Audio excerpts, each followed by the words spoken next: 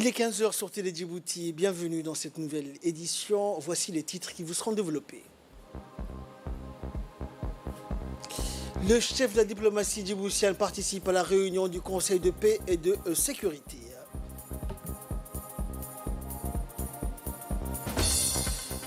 Et changement climatique menace 1 milliard d'enfants dans le monde. Voilà pour les titres. Bonjour à tous.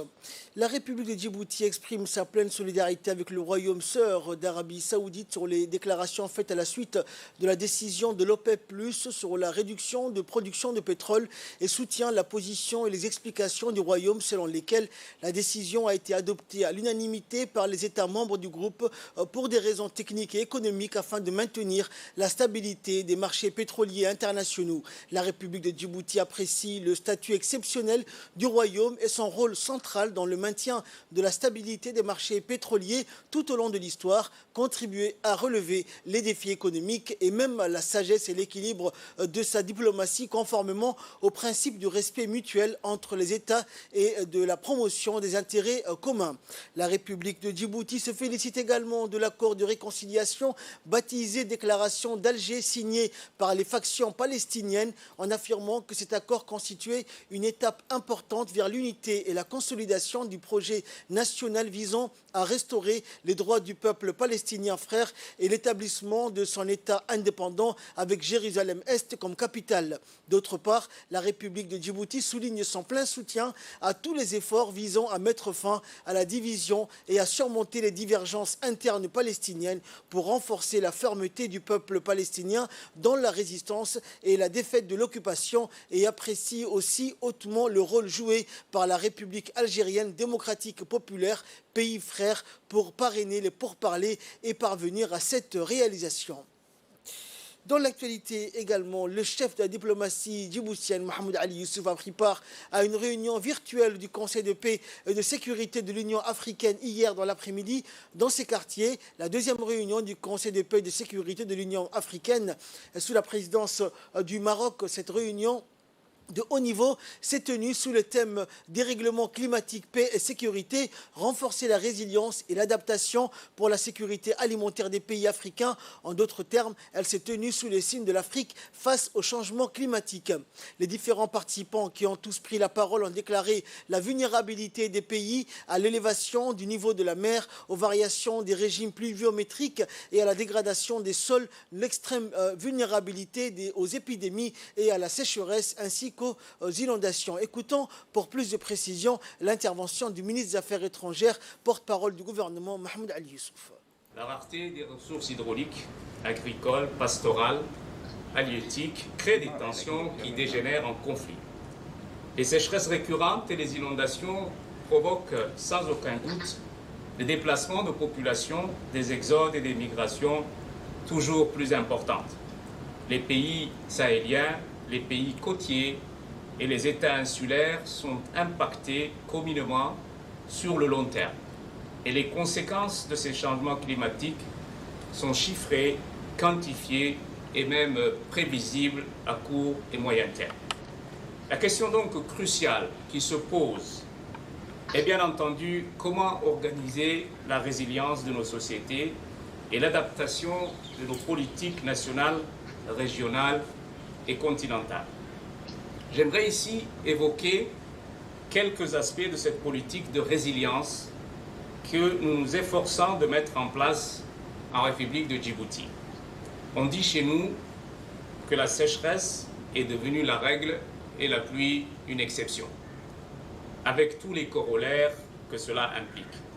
Extinction du cheptel, exode rural, chômage endémique, disparité de croissance et de revenus entre les régions de l'intérieur et les zones urbaines, une pauvreté spatiale accrue, ainsi qu'une pression énorme s'exerçant sur les maigres ressources hydrauliques.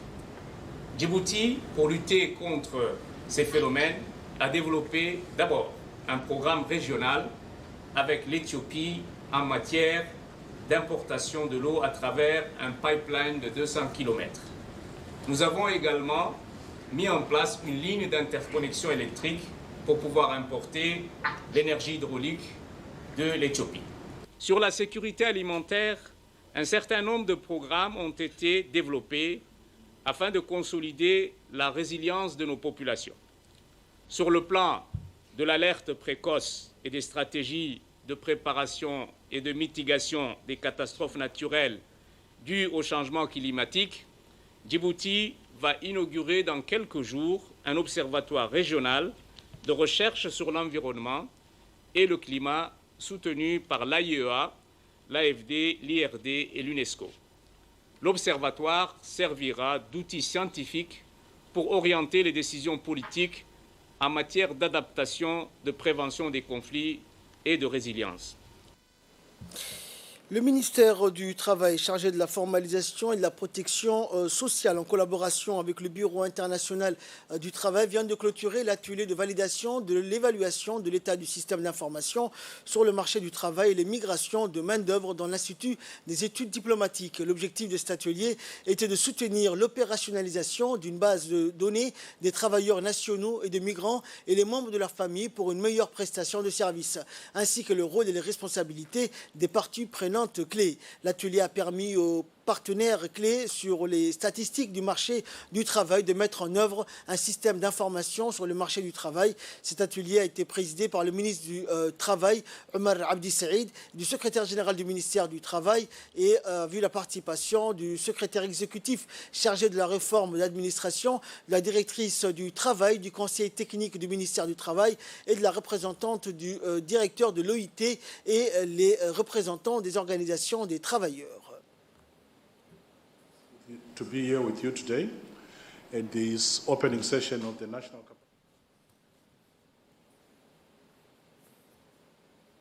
Et je vous propose à présent de suivre l'intervention à cet atelier du ministre du Travail, Omar Abdi Saïd.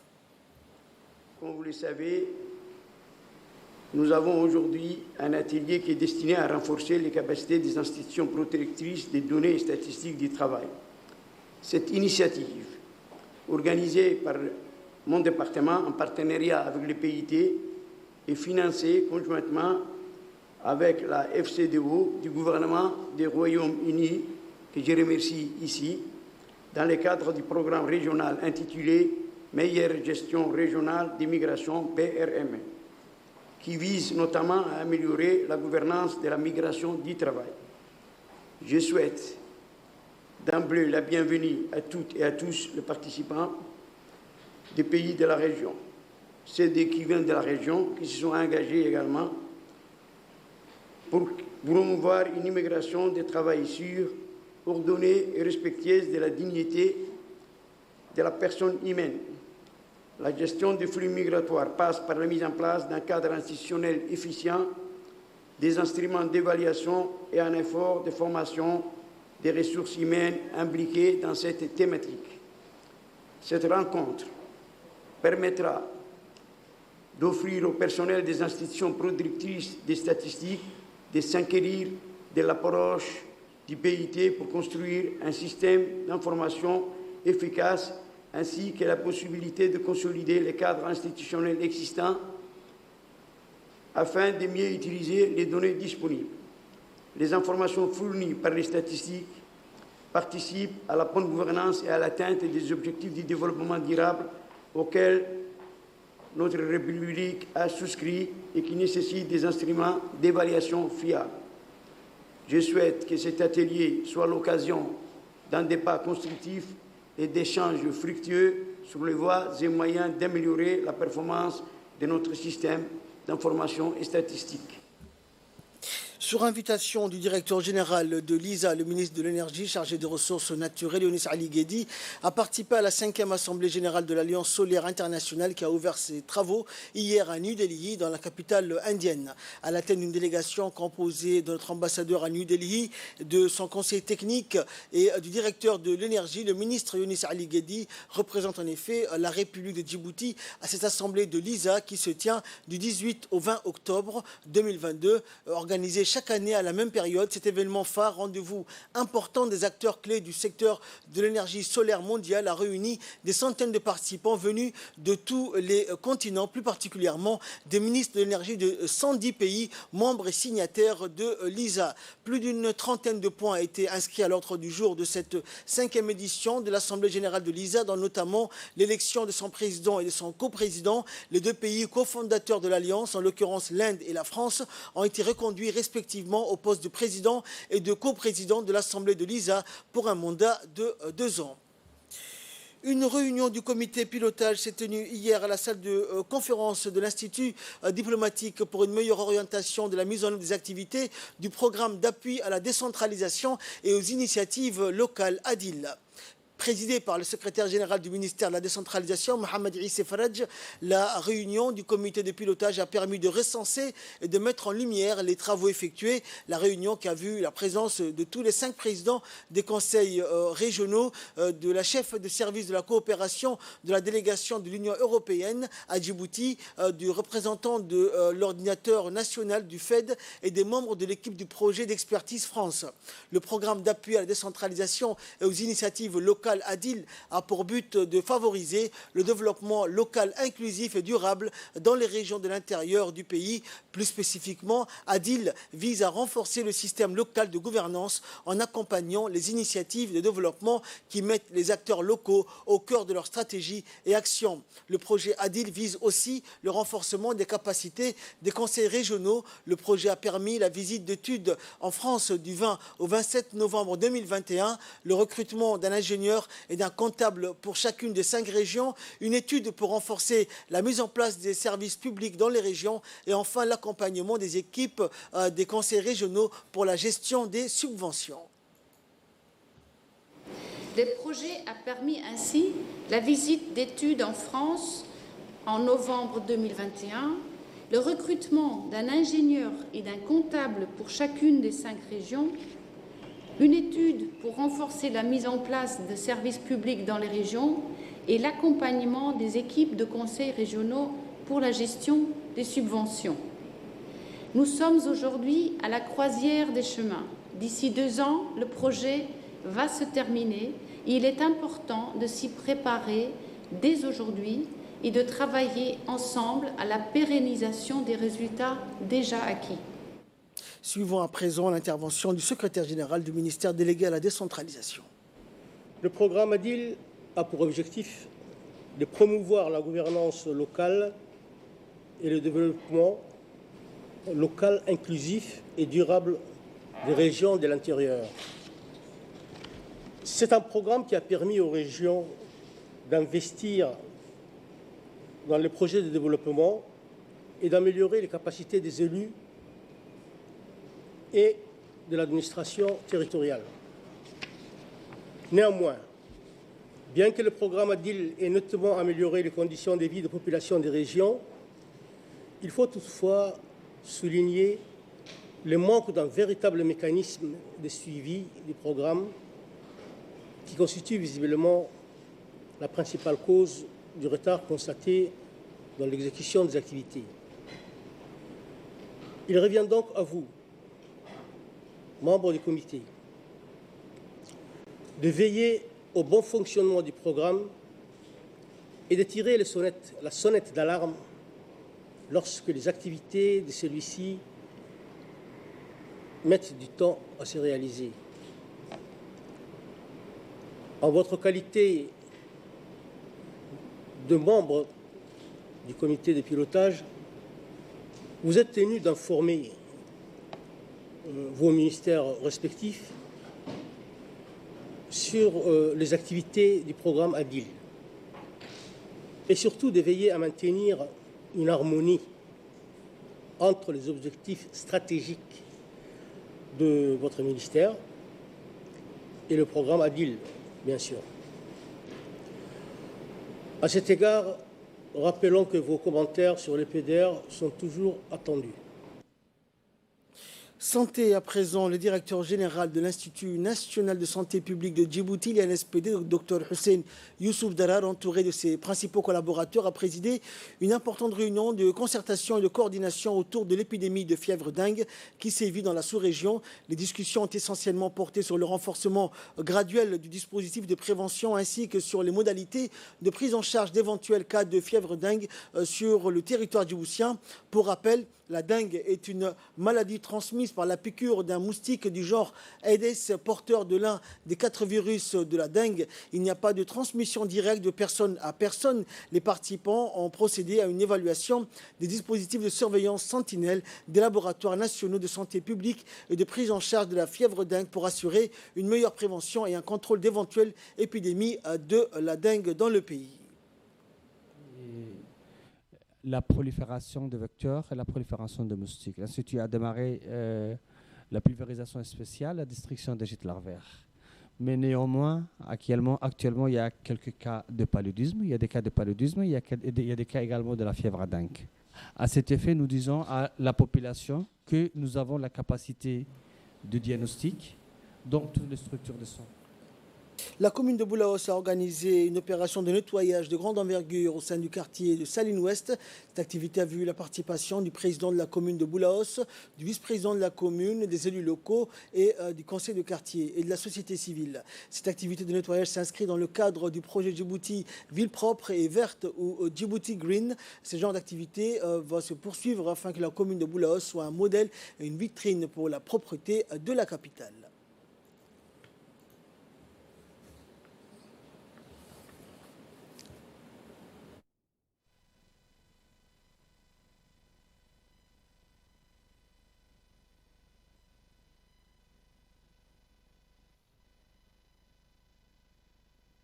Aujourd'hui, nous sommes là sur le site cité Arhiba, dans le cadre du programme Djibouti Ville propre et verte, initié par le président de la commune de Boulaos et approuvé par l'ensemble des élus qui sont ici. Nous sommes là aujourd'hui pour exécuter ce large programme qui vise à la propreté de l'ensemble de la ville de Djibouti. Donc, nous rappelons à la population de toujours préserver la propreté et de garder la ville propre. Écoutons à présent l'intervention du président de la commune de Boulaos. Aujourd'hui, nous sommes là à Sour, en continuant donc depuis le 21 avril 2021. Nous sommes debout. La commune, je remercie d'abord les élus locaux de la commune de Boulaos. Je remercie aujourd'hui la société civile d'Arhiba qui est avec nous. Nous sommes sur le site de Saline-Ouest.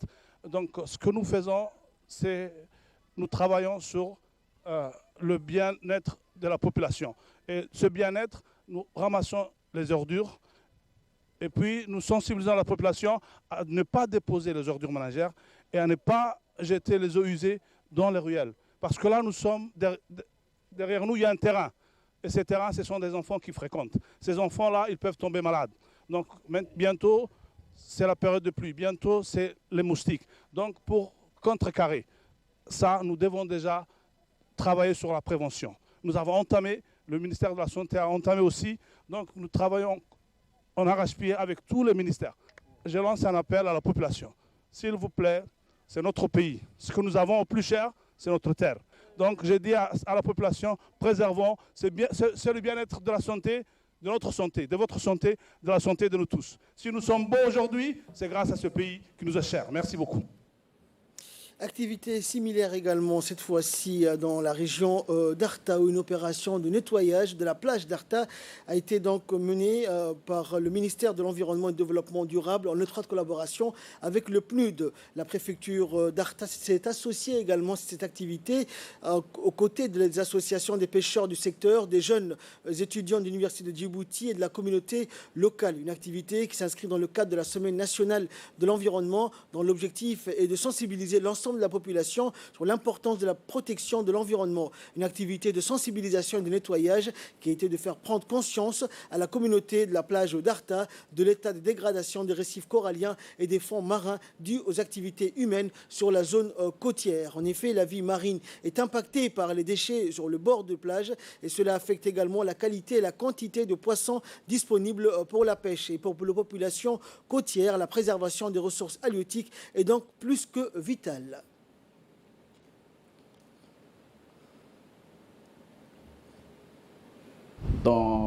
sur les sites d'Arta-Plage. Le ministère de l'Environnement mène un projet sur les aires marines protégées. Donc Arta-Plage fait partie des aires marines protégées.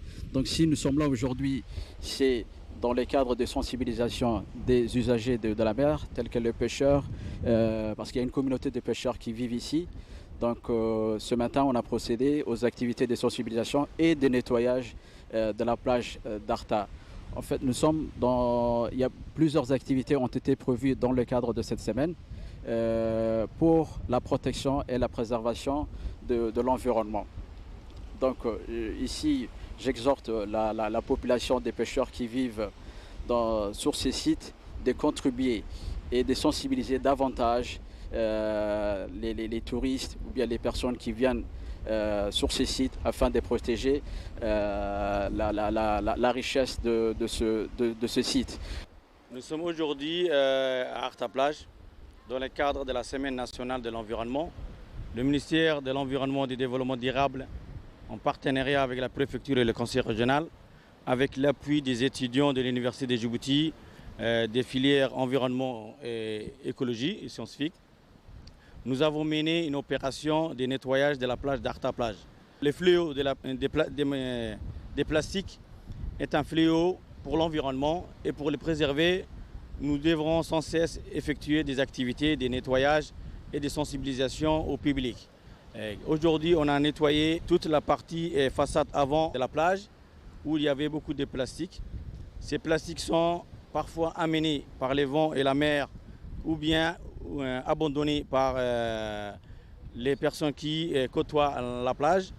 Et ceci est actuellement considéré comme un fléau et les plastiques sont délétères pour la biodiversité. Et afin de les protéger, nous devrons régulièrement nettoyer nos plages pour avoir des plages saines, propres pour tous. Salam alaikum. Fait divers pour clore l'actualité nationale dans le cadre de la lutte contre la contrebande, le trafic de drogue. La brigade de la douane d'Ali Sabia, en collaboration avec la police, a saisi hier une importante quantité de sachets de cannabis à la frontière Galilée. Par la suite, les contrebandiers ont été arrêtés et transmis au poste de police d'Ali Sabia pour l'ouverture de l'enquête. Compte tenu de la gravité des faits, les personnes mises en cause seront traduites devant la justice pour répondre de leurs actes. Et toujours dans le cadre de la lutte contre la contrebande, des membres de la brigade de la douane, en collaboration avec le détachement de la police de la région d'Ali Sabia, ont intercepté dans la journée du 15 octobre dernier à la frontière de Galilée toujours une importante marchandise de toutes sortes de contrebande en provenance de l'Éthiopie. Ces interceptions de produits illégalement introduits sur le territoire national s'inscrivent dans le cadre des actions de lutte menées contre la contrebande de toutes sortes. Pour rappel, chaque semaine, des quantités énormes de khat non autorisées et importées donc et à vendre dans les marchés nationaux sont saisies et brûlées par les corps en uniforme. La marchandise saisie dernièrement à cette occasion a été composée de 40 colis de khat dont le poids total était estimé à 3150 kg de khat, des dizaines de cartons de boissons alcoolisées et autres, des importations dont l'État ne perçoit aucune taxe. D'ailleurs, ce sont des produits transportés par des trafiquants sans scrupules qui contournent souvent les postes frontaliers partout sur le territoire national. D'ailleurs, ce sont des produits transportés donc par des trafiquants et cela représente une menace réelle pour l'économie de service de notre pays et du fondement étatique. C'est ce qu'a déclaré donc le chef de la douane locale. Et là, nous passons à l'actualité internationale. Parlons climat, changement climatique. 1 milliard d'enfants seraient menacés selon l'édition 2022 du Kids Rights Index, publié aujourd'hui et qui classe 185 pays en fonction de leur respect de la Convention internationale des droits de l'enfant. Le changement climatique menacerait 1 milliard de mineurs à travers la planète. Les effets du changement climatique menacent 1 milliard d'enfants et globalement, le niveau de vie des mineurs dans le monde ne s'est pas amélioré au cours de la dernière décennie. La pandémie de la Covid-19 a également eu un impact important sur les mineurs, parfois privés de nourriture ou de médicaments en raison de perturbations dans le secteur de la santé, entraînant la mort de quelques 286 000 enfants de moins de 5 ans. C'est ce qu'a indiqué l'ONG néerlandaise dans une étude annuelle. Publiée chaque année, le Kids Rights Index classe 185 pays en fonction de leur respect de la Convention internationale des droits de l'enfant sur la base de données de l'ONU. Et pour la première fois en 2 décennies, le nombre d'enfants qui travaillent est passé à 160 millions, soit une augmentation de 8,4 millions au cours des 4 dernières années selon le Kids Ride Index. Et enfin, les États-Unis puiseront une nouvelle fois dans leurs réserves de pétrole. Les États-Unis vont puiser 15 millions de barils supplémentaires dans leurs réserves stratégiques de pétrole pour tenter de soulager les cours de l'or noir. Et le président Joe Biden n'exclut pas d'en utiliser davantage, a indiqué hier un responsable gouvernemental. Cette nouvelle ponction qui sera réalisée en décembre constitue la dernière tranche du programme annoncé au printemps par le chef d'État américain et qui prévoyait de libérer 180 millions de barils au total pour faire face à la flambée des prix liés à la guerre en Ukraine. Et début septembre, les États-Unis ont extrait plus de 212 millions de barils des réserves stratégiques qui sont au plus bas depuis juin 1984. Jamais un président n'avait libéré de telles quantités depuis la création de ces réserves en 1975. Le président en appelle également aux compagnies pétrolières afin qu'elles répercutent immédiatement la baisse des prix de l'énergie aux clients. C'est la fin de ce journal. Merci de l'avoir suivi. Excellent après-midi sur Télé Djibouti.